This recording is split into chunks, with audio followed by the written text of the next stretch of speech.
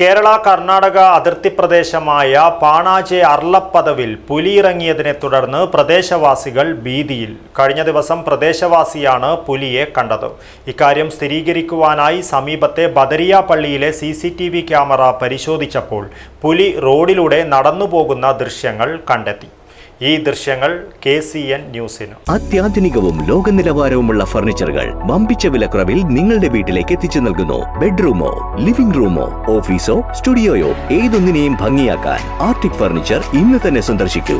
Arctic furniture, Kasaragod, Uppala, Mangalore, Kanhangad, Vadakara.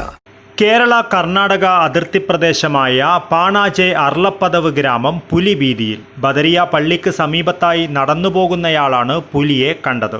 ഇക്കാര്യം സ്ഥിരീകരിക്കുവാനായി സമീപത്തെ ബദരിയ പള്ളിയിലെ CCTV ക്യാമറ പരിശോധിച്ചപ്പോൾ പുലി റോഡിലൂടെ നടന്നുപോകുന്ന ദൃശ്യങ്ങൾ കണ്ടെത്തി.